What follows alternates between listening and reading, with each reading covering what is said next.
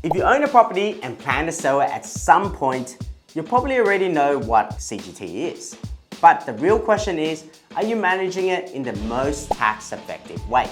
Because owning property isn't what creates the problem. It's selling at the wrong time, holding it under the wrong structure, assuming exemptions apply when they don't, or worse, not realizing they could have applied if you planned better. As a chartered accountant with my own accounting firm, I see this all the time. So I'm sharing this recording of a client coaching session I had where I cover what CGT exemptions are available, how different ownership structures affect your CGT outcome, what to consider when timing a sale to minimize tax, and strategies to help you on your investment journey. Let's dive right in. I usually like to start off the deep dive about investing and what type of group structure that we should look at. So choosing the right entity to hold your investment property for the best capital gains tax outcome. So obviously you can buy in your personal name, you can buy under a company, you can buy under a trust, which is a lot of people doing these days, and you can buy under SMSF. There are many reasons why you would consider each structure. The most important ones that you would consider is usually the taxes, the cost, so simplicity and cost, the borrowing power. So sometimes people can't borrow under their personal name anymore because they've got too many properties in their name or with different partners. So as a result, they may need to get a trust involved or set up an SMSF to increase their borrowing capacity. But the main ones that they usually look at are these three considerations when you're looking at the different structures. The main thing that when you do buy property, there are three things you need to get, and that is obviously a deposit, which is, they call it equity as well. And I don't want to go into too much specifics of this because I'm not a mortgage broker. But yeah, deposit, serviceability, and your credit rating. All right, they're the three main things that, obviously there's a lot more, but these are the main ones that you need to know. And buying in the individual name, you could possibly get away with putting no deposit in as long as you have equity in your home to be able to purchase, or you can, get someone to personal guarantee the equity. Could be the government. The government now has these concessions where they can personal guarantee part of your deposit, and so you can borrow like 95% rather than, and then put down a deposit of 5%. Then the serviceability, which is your income. So total income that you make, the business makes, your partner makes as well. So a lot of people think, oh, I have to pay myself wages, so therefore I can borrow money. That's actually a myth. You can actually add in your business income as well. So you don't need to technically pay yourself a wage. I do always recommend to clients to pay some sort of wage to themselves, but you don't need to pay yourself like, $300K and pay super taxes and insurances for that. You can pay yourself like, a modest salary of like, say, $100,000. And your company's profit would also be added into the serviceability calculator because you own 100% of that business as well. So you don't actually need to pay yourself a high amount of wage as a business owner. And credit rating, I'm not going to go into specifics, but like, if you've got a good reputation with the banks and, you're paying your bills, then it should be good. If you've defaulted and had some issues with your debt before, that could cause issues for you when you're borrowing and buying property. So that's why people do sometimes purchase under a company or a trust, with the company being run by the partner instead, or is owned by the partner because maybe their credit rating is bad or maybe their serviceability is not good. And so you have to use other income to be able to support the loan. So that's why borrowing power is, even though it doesn't really matter for taxes and accountant, it's something that actually is considered, even though because it would allow you to actually purchase the property rather than like looking at the taxes and simplicity and cost. Obviously, there's other things as well. It's succession planning. Say that that your income right now is low, but in 5 years' time, 10 years' time, it's going to be high. Then you might rather have the property in a super fund or a trust or a company, because then it doesn't have to be incorporated in your personal taxes. Yeah. So just to explain real quickly the tax rates. So the tax rates for individual is 0 to 47%, and 25%, 30% most of the time for a company. And the trust doesn't pay any taxes. Yep. And what I mean by that is it's NA because it passes the profits to the individuals or the beneficiaries. It could be a company. So you could have a bucket company on the side where all the profits go to, and it goes here. So therefore it'll be 30%. Or it can go to the individuals. It could be 47% or 0%, depending on what their income is. So that's how useful a trust is. An SMSF is taxed at normally 15%. But when the members are over 60, looking at retiring, it can go down to 0%. Okay, so those rates I gave you just then is the income tax rates. But there's also some hidden tax that a lot of people don't know. So first things first, income tax is the federal taxes of the whole Australia, right? But there's also state taxes. There's also local council. So state, local are also governments that would tax you as well. The state government would tax you, and that thing is called land tax. And the local government also tax you, which you've seen. It's usually council rates. And so stamp duty is a state tax too, sorry. So you would have heard stamp duty before. And so these are the taxes you also need to consider, especially this one here, these two. So land tax is, stamp duty you can't avoid, but land tax stamp duty you can avoid depending on where you're transferring it through. I am not an expert with stamp duty. Usually tax lawyers are. So I can't really give you too much advice about stamp duty. But there are some sort of concessions when you're like moving assets to like family members due to a divorce and other matters where you can actually exempt the stamp duty. But land tax is something that is quite a big deal, because in New South Wales, if you buy under a family trust, there is no land tax free threshold. And that's very scary, actually. In different states, what that means is basically land tax gets taxed at a very high rate. So the usual formula for land tax is it's in New South Wales at least, if you got a $1 million piece of land, and the value of the land is 1 mil, the threshold basically is usually, let me just quickly find that out. Actually, I'm not 100% sure what the threshold is because it changes every year. New South Wales land tax. So the land tax free threshold is 1.075.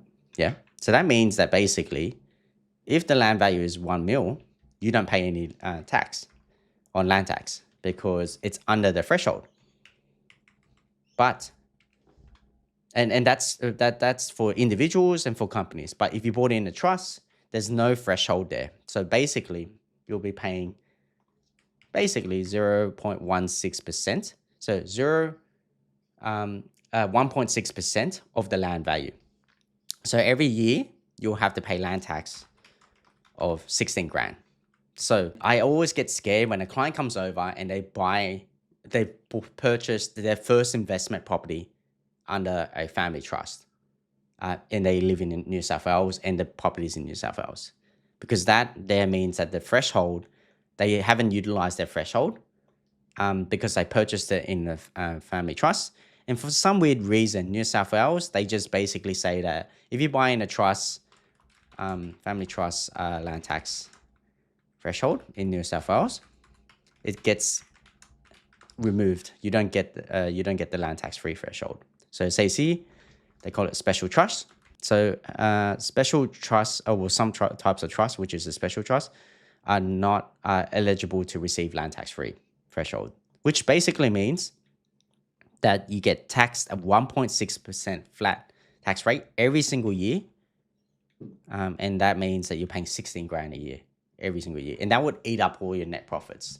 So that's why it's very dangerous to buy using a family trust. And it's always better to seek professional advice.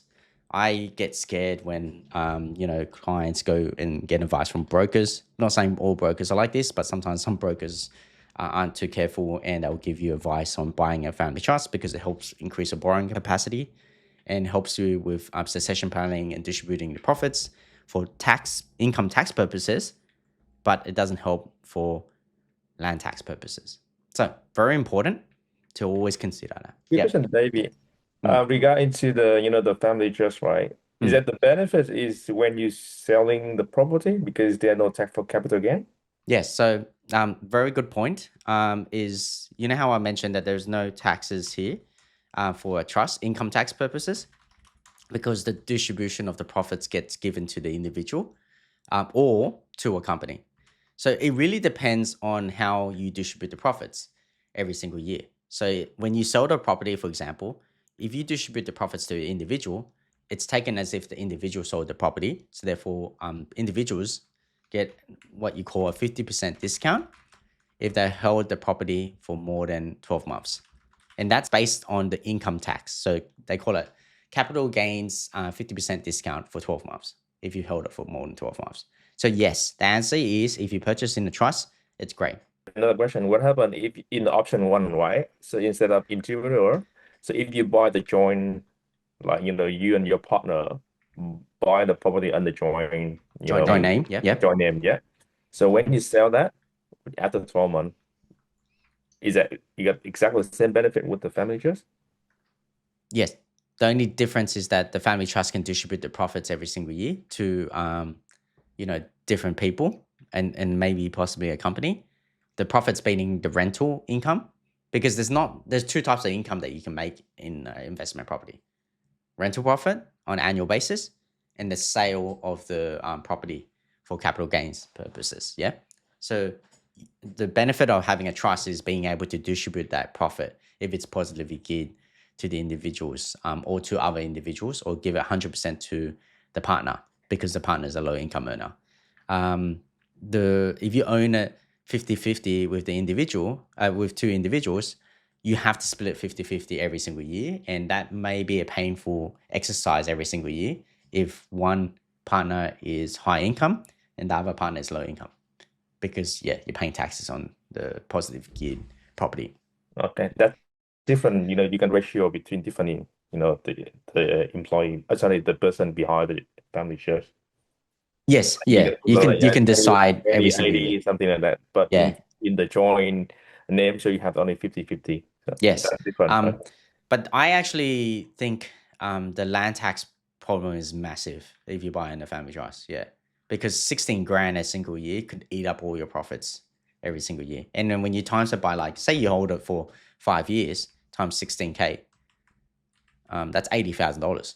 That could be like your capital gains. Because obviously you have to pay stamp duty and all that stuff as well. That will eat up your cost. So to answer your question, it's really hard to say what's beneficial for you. It's based on your intention of the property. Is your property going to be like a investment property where you're focused on rental profits, or is it focused on equity growth, or are you even selling? Are you planning to selling the property? If you're not planning to sell the property and you're planning to keep it long term, say you want to keep the property for the next 15 years, maybe even 20, 30 years, and you're not planning to sell it, then why not even consider a super fund? Because a super fund has a lower tax rate.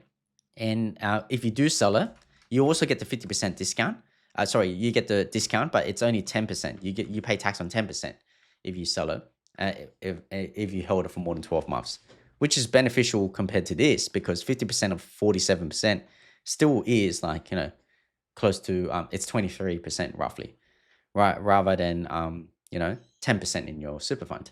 However, the interest rate in the super fund is probably higher, and it's a bit harder to get the loans in the SMSF. It takes a bit longer to be able to do it. That's the downside of that. Right? Yeah, And also you have to be, certified, super as well, like, yeah, from money in. yeah. You Otherwise, have to have enough cash in the SMSF, which is pain in the butt as well. Yeah. So that's basically the different structures. Obviously, there's land tax that you need to consider. There's 50% discount. My argument a lot with the 50% discount, and I don't like, if you were to ask me what I would like to invest in, I always choose a company. And the reason why I choose the company is because I love the 30% flat tax rate. I think 30% flat tax rate, and I run a business as well.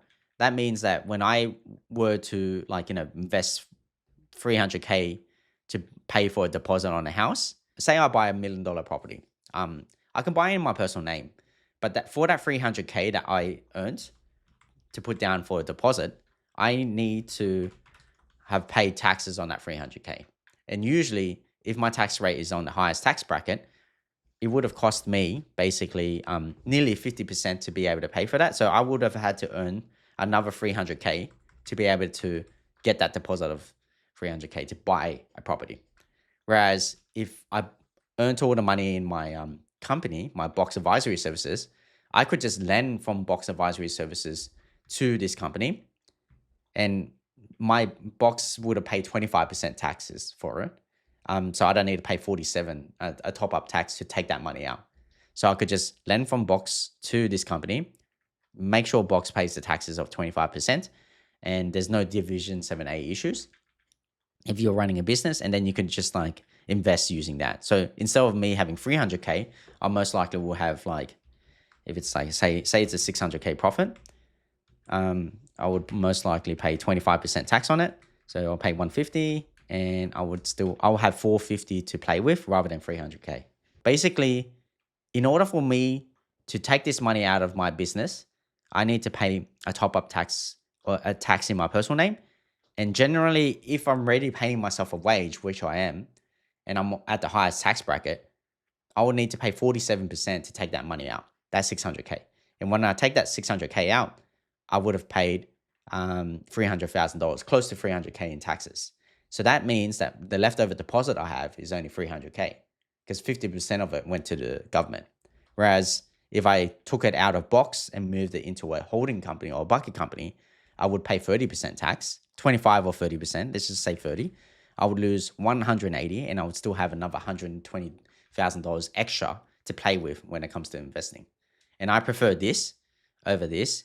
Yes, I do lose the 50% discount because companies don't get it. But if I don't plan to sell, then I don't really care too much about the discount, am I?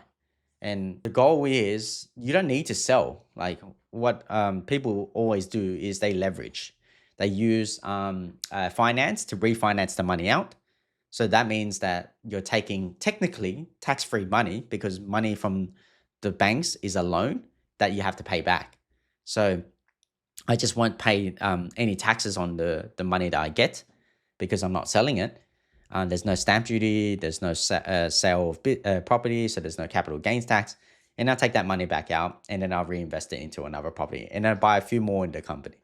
Once I've done that and I have enough properties in my company and I have, let's just say 5 properties, then I'll sell. All right. I'll sell because they've gone up in value. I'll probably sell 1 or 2, pay off all the taxes, pay off as much as I can for the loans. It's positively geared. And then my 5 properties reduced to say 3 properties. But the difference is, and I might sell 4 of them and then buy like another 2 that are commercial properties with a higher rental yield. But the reason why I would do that then is that I'll have a higher rental yield now, and it's in positive. So I get annual profits every single year, and I pay 30% tax every single year, and I just keep holding all those profits in this company. And then once I decide that I want to retire or stop working as hard, I'll stop making money from Box. I'll sell Box maybe. Don't worry, guys, I'm not selling Box, but yeah, if I do ever sell, I would just start collecting dividends from this company now. But the great thing is the tax has already been paid. There's 30% tax being paid already. So I can just take 100K and I shouldn't pay any top-up tax if I don't receive any more income because the tax is already being paid by the company and because there's a franking credit of 30%. So, and that's my way of retiring. I just take money from this company and I call it a bucket company now. And I have a super fund that also, once I've turned 60, put it into pension mode and I can just withdraw some cash from the super fund. So I've got money from my company and the super fund, and that's how I retire. These days, the super fund won't be enough, I think, over time because the government keeps changing the rules and eventually the taxes in the super fund is not going to be beneficial to keep like all your cash in the super fund. It's like 30% tax over 3 mil in a super fund, and there's tax on unrealized gains from the Labor government. So it's just going to be a lot more harder. So therefore, you need something else to supplement your income and cost of living when you start looking at reducing down your workload and income, and having a bucket company that's positively geared, that's paid 30% tax, which you have franking credits that you can take out. perfect opportunity for you. That's why I prefer a company, but a trust still works. All right. Some people would still use a trust as long as they can escape the land tax threshold. People escape the extra land taxes they have to pay. And the way they do that is, not buying New South Wales. So if you've got some investments in different states, they don't have that threshold issue with land tax. Yeah. Any questions so far? Yeah. Quick question. You mentioned about the company, so 30% franking credit, right? So when you take that money out to your personal, because that's company, like let's say you sell a company, you take that money out, so you need to still pay 15%, right? Because the company already paid 30%.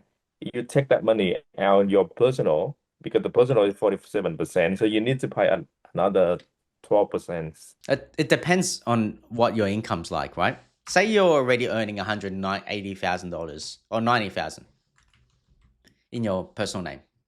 Yeah, you got a salary, and you're making this much money net after tax. Why would you take more money out?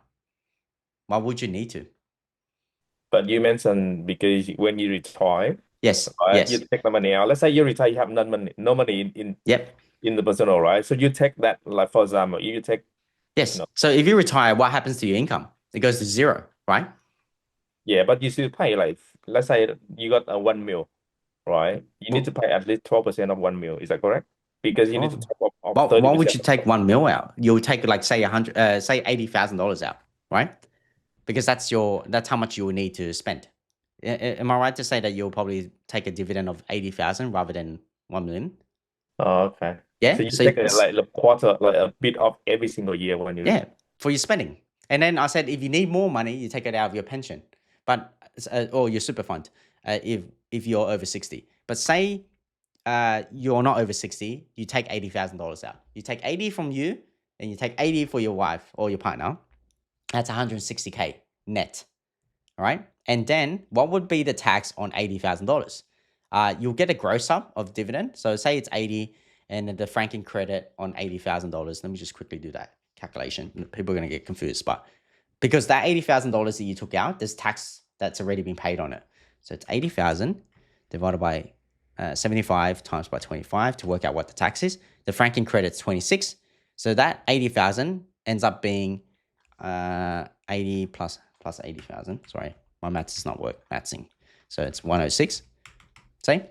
So your total income is now 106 grand, including the franking credit, and then the net, like the wages that the dividend that you took is 80 grand. So therefore, your total tax that you had to pay is 25 grand. But remember how I worked out what the franking credit was? It was 26K. So because you already paid, you've got a franking credit of 26K, you don't actually need to pay a top-up tax. You actually get a small refund of 26,000 minus 24K. Does that make sense? Yep. So that means that's what I love more, right? I think if you're worried about that last sale, capital gains tax, 50% discount, which is what all accountants care about, which I get very frustrated on. It's not just about that. It's about the 10 years of positively geared property income that you're earning. You want to like pay as little tax for the next 10 years, not just based on that last sale. Because that last sale might not never happen during your lifetime.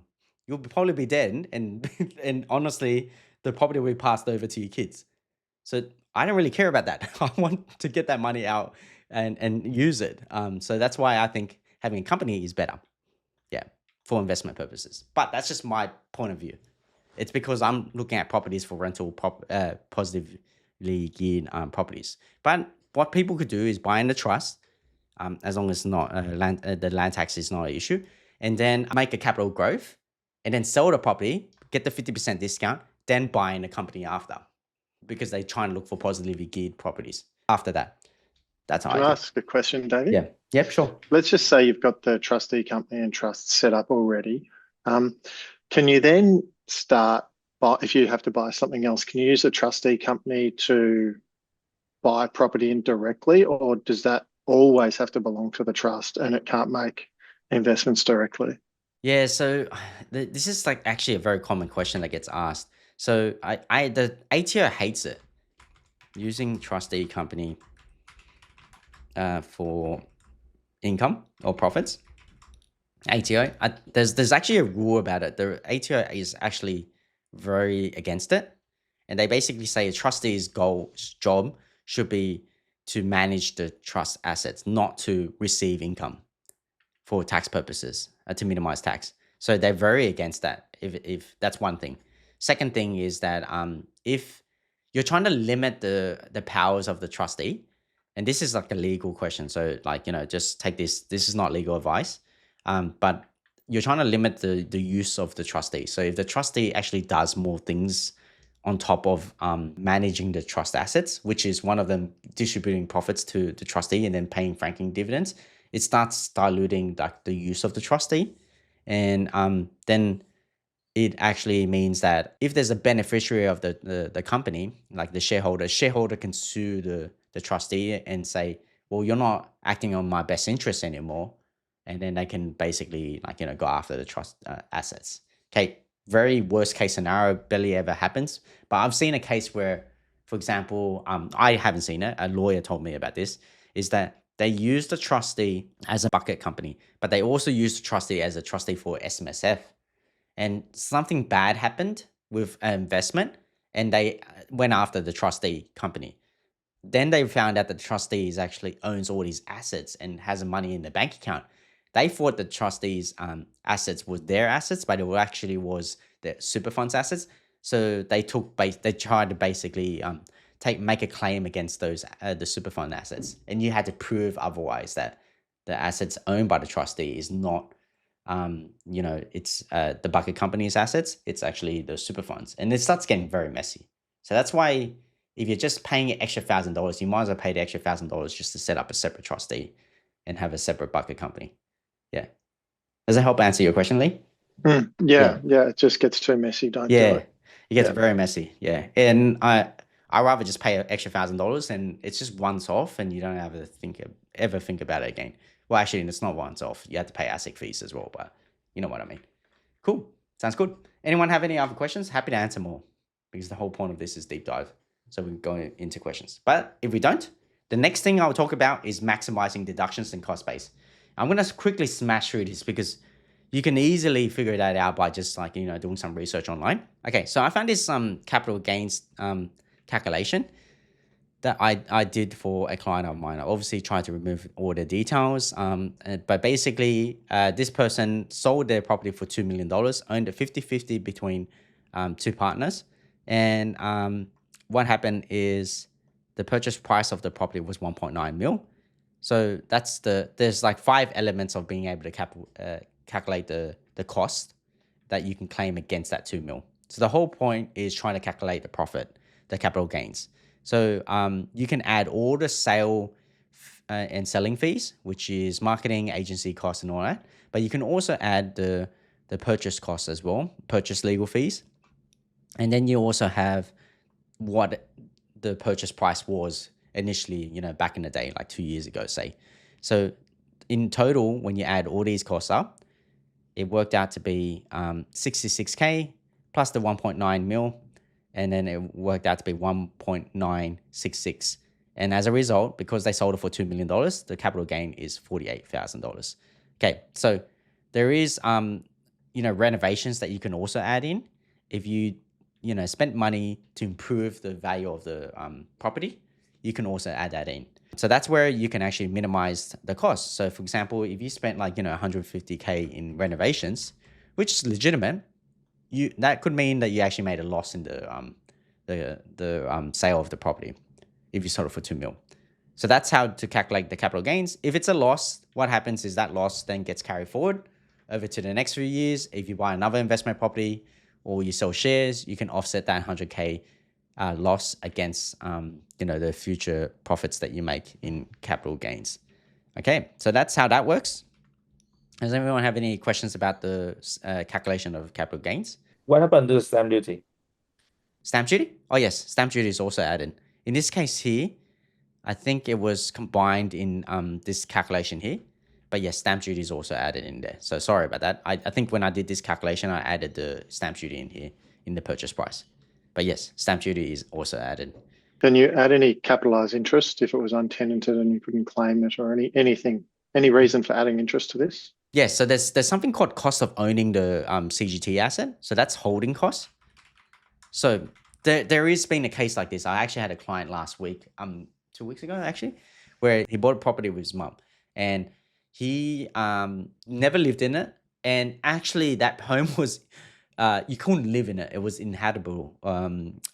Basically meaning that like it was I think there was mold, or like there was a hole in the wall where basically you couldn't live in it, and so they had to do all these like intensive renovations. COVID happened, and they went also through the actual client went through a divorce as well, and it just got really too hard. So he just rented some other place to live while that was happening, and as a result, his mum even couldn't live there, and she rented. So they held onto this property, paid interest for 2 years, and what would happen is it was like 24 months times, say, 0.5% in interest.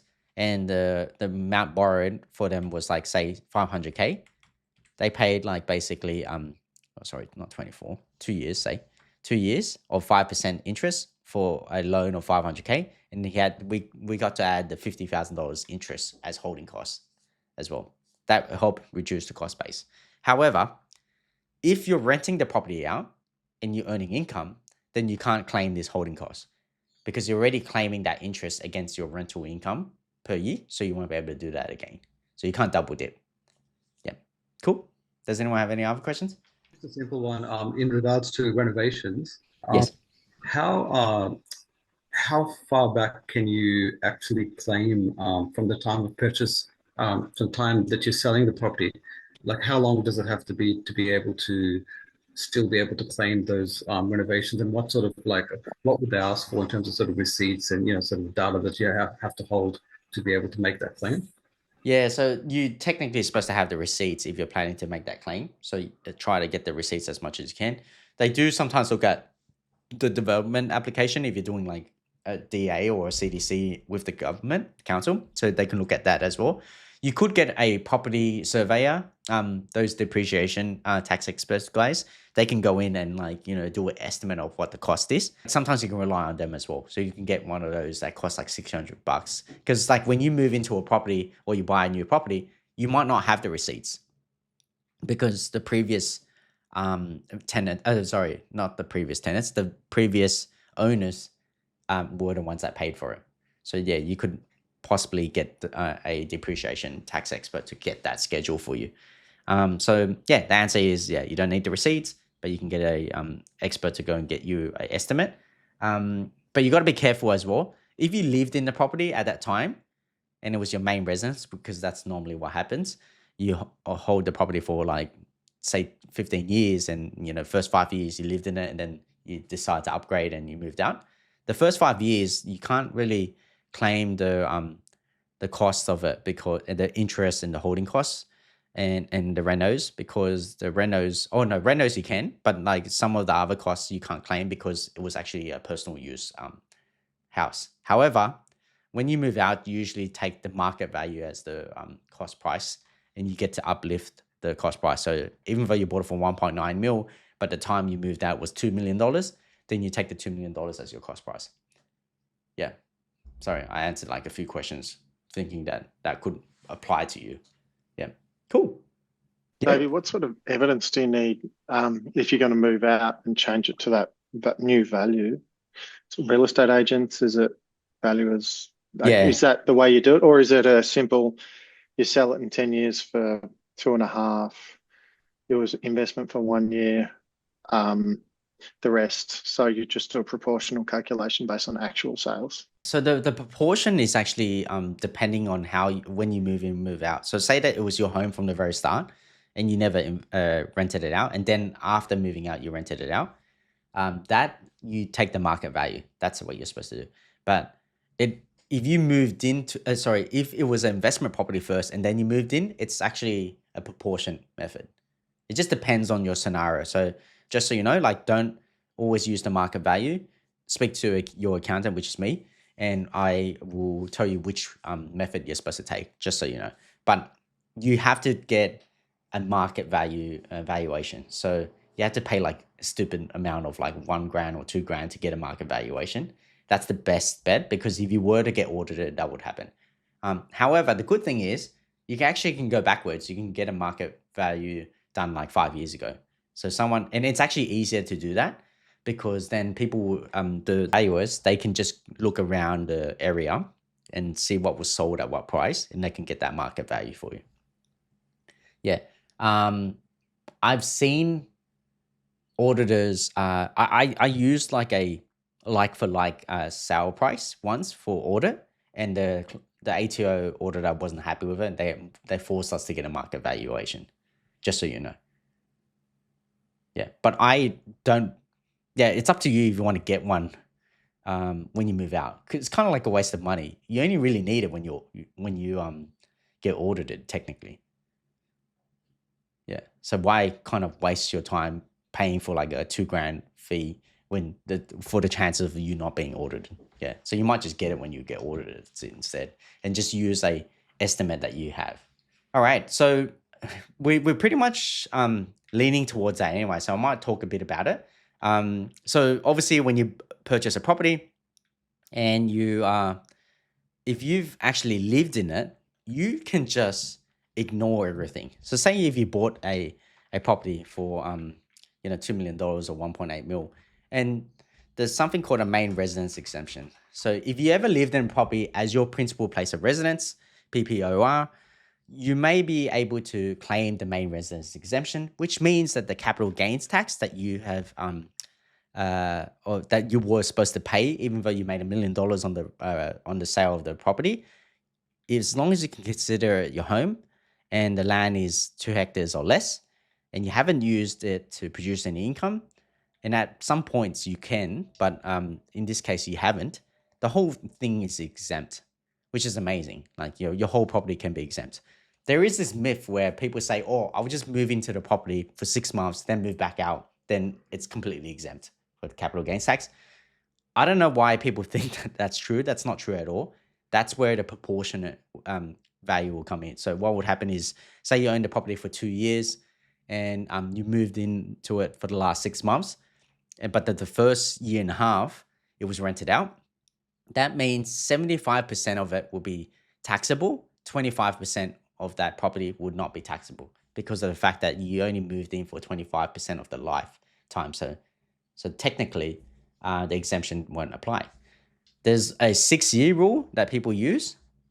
So a 6-year main residence exemption.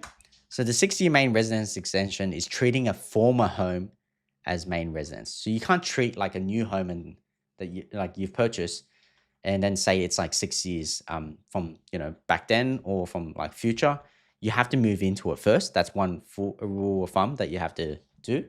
So if you actually had the property as your investment property at the start, then technically for the starting period of it being an investment property, you can't use the 6-year rule on it, just so you guys know. And another rule of thumb is that you can only elect one property to be your main residence at one point of time. There are some exceptions if you're moving between 2 places, but most of the cases, if you've got one property and you've got another one, you can only choose one at one time. So you can't have your 2 properties that you live in and say both of them are your main residence. There are some exceptions where like you're traveling a lot or you travel for work and you have to live in 2 places per week. 3 days in like say Sydney and then another 3 days in Gold Coast, for example. Then there might be a chance of being able to claim that, but it's very hard to prove. So yeah, you technically it has to be your main residence.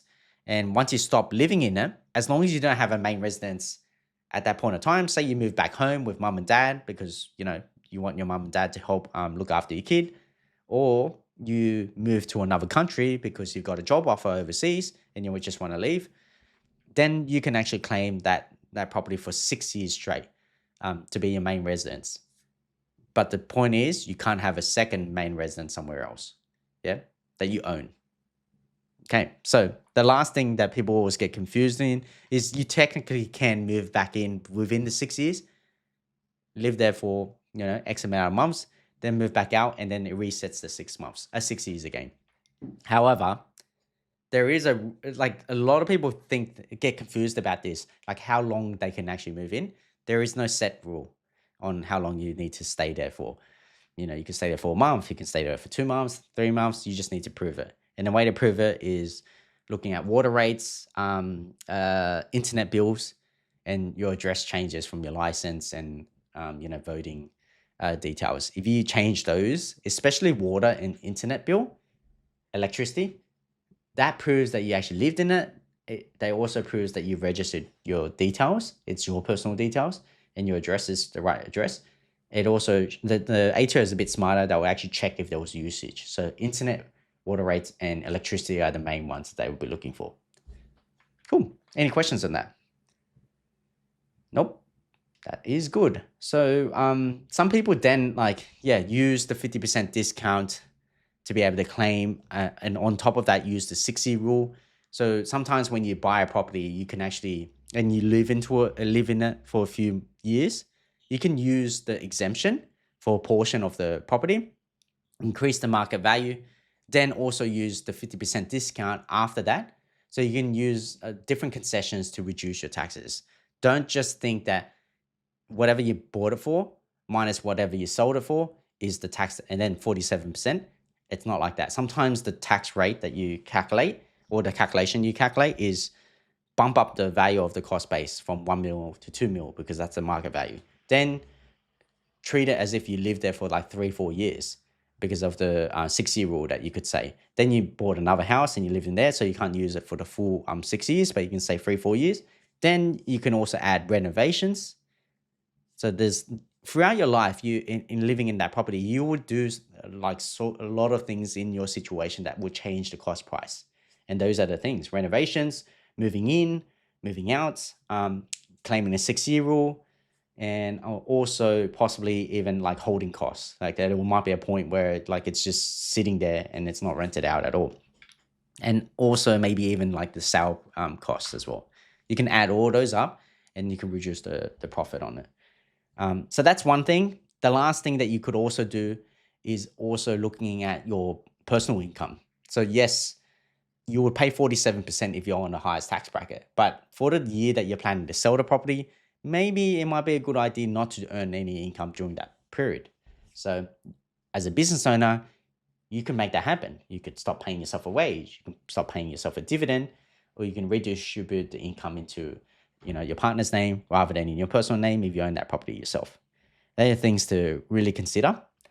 The best thing you could do is not sell.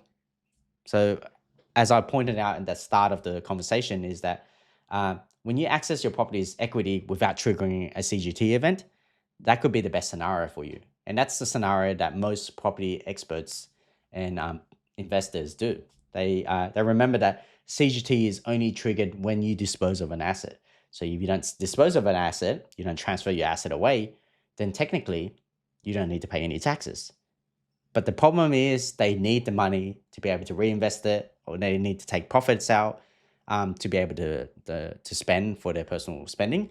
So what you could do, if the bank or the lender can provide that to you, is reassess, look at your income that you've made, and see if you can refinance that money out. And when you refinance that money out, technically you haven't sold the property, so therefore you don't have to pay tax on it. So that's an option for yourself as well that you could do, where you could just refinance rather than selling the property. But you got to understand that refinancing rather than selling can result to you increasing your loans, which means that you have to pay your repayments higher, which means that you have to pay interest. So you got to take that in consideration before you do that. I see a lot of retirees, what they've done is a lot of them are widows because their partner passed away and they don't work as much anymore as a result. And they also look after the kids and the grandkids and all that stuff. So they stop working. So what they do is before they stop working, they refinance that money out and they use that, let it sit in the offset account, use that for spending. And because the time that they purchased the property, which could have been 10, 15 years ago, they might have bought it for 500K, but now it's worth $2 million. So they refinance, $500,000 out, let it sit in the offset account, and then as a result, they use that money to live and spend on the property or whatever it is. And so they don't need to ever really earn as much income anymore. And also, once they need to pay for that $1 million loan, because they need to still pay that $1 million loan eventually, they might just sell the property and downsize after, another 5 more years or 10 years when they decide that they don't want to live in that big property anymore. Yeah. So that's like an option for them that they can do. Yeah. Let me just see if there's anything else. Does anyone have any other questions? No? Okay, great. All right. So let me just quickly show you one last thing for you guys, which is the rental, what you can actually claim. So there's one thing that I always forget is to explain to clients is what you can actually claim for tax deductions. So remember, like I said, in property, there is the capital gains tax that you have to pay. But there's a second transaction that people forget about, which is rental. Well, no one forgets about it, but they don't talk about it that much, which is your rental income minus your expenses, which you get to put into your tax return and claim a loss if it's negatively geared against your income, or pay taxes on it based on if you made profit. So I've got this client here. This is they've purchased a property back in 2016, purchased it for $980K, and they rented it out. So they rented it out for $27,000 a year. They had like an outgoing income that they also recovered outgoings from the tenant, and they had a whole bunch of expenses as well. So these are a list of expenses that you can claim: advertising, bank charges, body corporate or strata. The biggest ones that you would always see is commission for agency, like if you have a property manager that you're paying, depreciation. Council rates is usually quite high. There is always electricity and gas sometimes, but you can sometimes pass that to the tenant. Repairs and maintenance, and then interest as well. So they're the main ones that you would always see, and they're the ones that are the highest. The rest of them are quite small, but you would also have like postage and legal expenses and lease fees. But the main ones that you should not ever forget about are these ones here, which is commission for the agent, council rates, depreciation, interest on the banks, repairs and maintenance. Or body corporate if you own a unit. Wait, let me just check the chat if there was anything else. So first question is, how about if you use a buyer's agent? Say you pay a buyer's agent to buy the property. You can't claim the buyer's agent cost against your rental income and expenses. This is the downfall of it, but you get to claim it on the second element, or which is looking for acquiring that property. So you can add the buyer's agent costs here. But the problem is, if you never sell, then you technically can't claim the buyer's agent because you don't sell it. But yes, you technically claim it, but only against the capital gains tax. Davie, Yes. what happens if you finance the cost of the buyer's agents? Same thing. Yeah, it's still considered as if. Oh, you can claim the interest. Yeah, you can claim the interest because it just boosts up your loan and then the interest that you claim against your rental income. But then, who does that? They finance the cost as well. Well, I've seen scenarios where if you've got the right security, you can finance 100% of the cost of the purchase plus the cost. Yeah, I've never seen it happen before, but yes. Depending on the state, that's maybe 107, 108%, depending on if you use a buyer's agent or not. So that's all then tax deductible. Well, the question is all that tax deductible? Yeah, technically it is, but just on the interest, but interest is a small amount. And the last thing is I meant who does that, as in which buyer's agent will wait that long. That's what I mean. Yeah, because they're not going to get paid all the way until the very end they find the property. So most of them will want to get paid earlier. Look, I think we got to go, but there's one last question, which is there any exception to using the method you just explained using a bucket company? My case is IT. I don't know if PSI. Yes. So I think you're referring to when I was talking about there's different structures and using a company rather opposed to a trust or individual. Yes, the answer is there's heaps of exceptions. Like you have to first earn the income, in a company, like if you had the money in your personal name and you're just releasing equity, it might not be better to like I like this method because I have my profits in the company, and so I don't want to pay the top up tax. So I want to set up a company to house my my profits and use it as a bucket company and then invest. But there are cases where you've made the profits in your personal name already, you've already paid the taxes of 47% because it's your wages. Then you could use a trust or buy in your personal name, or use a super fund. Even for fact, you can contribute the money into a super fund. So there are a lot of cases where you would not use option 2. But I'm just saying my method that I like, because I'm a business owner and I can pass the profits out, as well as I'm a high income earner, as in my wages are quite high, and I also have other income, and I already have investments in my personal name. I prefer investing using a company. That's just my preference. Cool. All right. But when you do decide, speak to your accountant. There is no one way to do it. I can't stand it when the clients just say, can you just give me one structure and set it up now, and that's it. That's what I'm going to continue to do forever. I always say to them, it really depends on your property. It depends on the intentions. It depends on where you're buying. It depends on how much you're buying, how much you're borrowing.